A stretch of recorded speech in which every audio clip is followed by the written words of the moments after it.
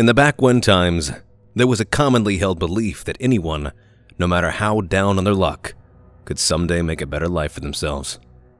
That even those who hit rock bottom could just pick themselves up, dust themselves off, and start all over again. It was an old cliche, even back then, one that most people only told themselves so they could sleep better at night. Though history shows there's been some truth to it. Take a look at any number of the early wasteland factions or governments, and it'll make one thing clear. Man's capacity for rebuilding is still alive and well. Though recently, rebuilding civilization has proven more difficult than just pulling oneself up by the bootstraps and starting over again. If you're going to create something new from the old, you've got to make sure to last. There aren't too many new things being built in the Mojave today, which makes the Divide all the more special. Years ago, there was a growing community within the towns of Hopeville and Ashton. This community was given life through trade, with new supplies and goods coming from the few couriers willing to brave the unusual weather. It's no understatement to say that these couriers paved the way for the settlement's continued growth, acting as a sort of lifeline back to a more civilized world. Over time, though, Hopeville and Ashton gained the attention of both the NCR and Legion alike, each taking a keen interest in the settlement's rich trade potential and tactical advantages. Folk living there came to call their little community the Divide, a quaint reference to them dividing the East and the West. Now in time, that name would take on new meaning. One day, for unknown reasons, the Divide as they knew it ceased to be. In a series of great flashes, the society that they had built was annihilated, once more by atomic fire. For the few people that hadn't died in the initial blast, it must have looked like the Great War had repeated itself, as their way of life came to a fiery end. The landscape that had once played host to open trade and commerce was now a nuclear hellscape, complete with gaping chasms and deep wounds in the earth. The leftover sand and ash after the explosions only worsened the already perilous weather, creating the infamous dust storms you see today. Those who had not died from the blasts or falling debris felt that dust storm's wrath full on, becoming mutants sustained only by the radioactive winds around them and their own hatred. Their skin flayed from their bodies, these marked men formed small packs and started scavenging the ruins of the Divide. In time, the original meaning of the Divide's name was lost, instead only referring to the monstrous wound that it had become. Even then, it wasn't like there was anyone left to carry on its original meaning. There was, however, one survivor. A man named Ulysses narrowly survived the horrors of the Divide, saved only by mere chance. Ulysses became a sort of caretaker for this new wasteland, keeping a watchful eye over its many denizens, careful to make sure none of them made their way into the Mojave.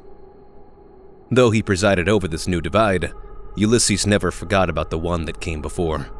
Seeing what happened there firsthand, he vowed to take revenge on the man responsible for this, the monster that had taken away his home, the courier that destroyed his Divide.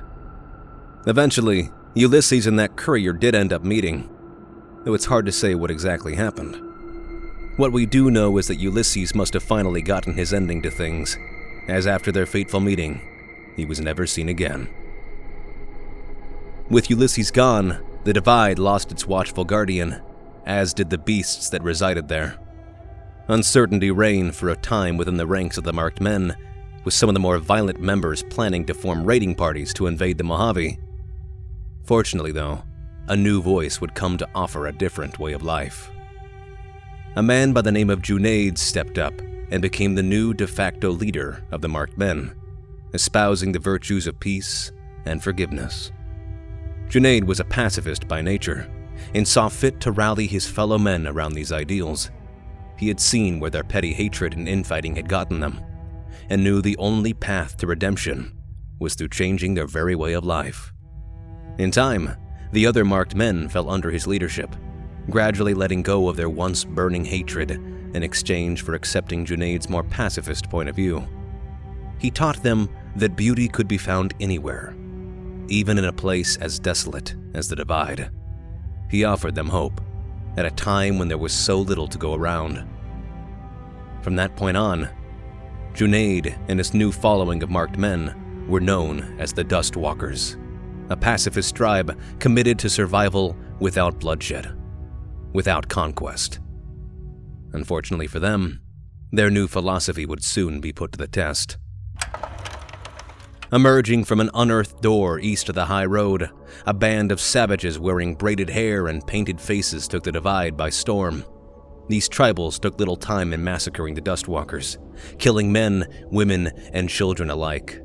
The tribals set the Dustwalkers' village ablaze, all to fuel their seemingly unquenchable thirst for destruction.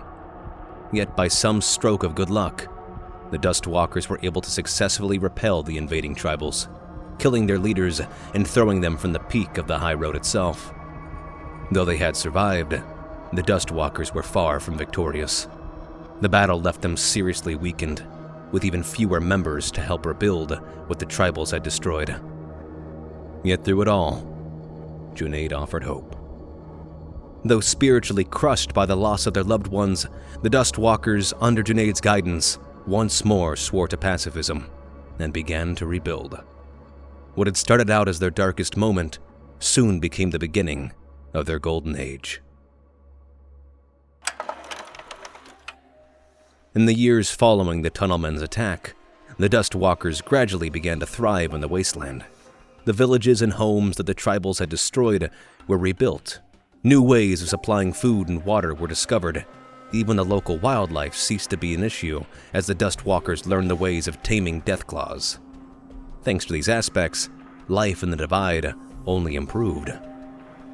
With the help of their new pets, the Dustwalkers were able to effectively rid the Divide of tunnelers altogether, driving them far out of the region. Even the flying dust storms that were once a staple of the Divide's hellish landscape began to subside. Thanks to Junaid's preachings of compassion and forgiveness, the Dustwalkers were able to enjoy a few great years of peace and prosperity. As the Mojave began to fall into disarray, the Divide saw an increase in weary travelers seeking asylum from the horrors back home, all of which Junaid and the Dustwalkers welcomed with open arms. This, in addition to the Dustwalkers' new connections with neighboring tribes, began to make up for those they had lost in the initial massacre. For a while, it seemed as if their worst days were behind them, and that the future was once again bright. Little did they know that the past would soon repeat itself once again. Once more emerging from the pitch-black corridors east of the high road, a new band of tribals entered the Divide. Though their faces were painted differently, their intentions were no different from those who came before. These tribals stumbled across the Dustwalkers' new village, and once again they brought violence with them. For a second time, their village was razed to the ground, their sick and young butchered, and their very way of life nearly snuffed out altogether. Thankfully, this time, the Dustwalkers were able to more effectively fight back their aggressors, once more beating them all the way back to the tunnel's entrance. Though this time, the Dustwalkers were determined to prevent something like this ever happening again. They followed the fleeing tribals into the tunnels, killing every last one. 2 times had they suffered from the hatred of these tunnelmen, and no longer would they tolerate it. A little while later, the Dustwalkers began to rebuild once more. Though they still believed in the virtues of pacifism and forgiveness, Junaid and the other Dustwalkers agreed that no matter what evil came out of that tunnel, it had to be destroyed.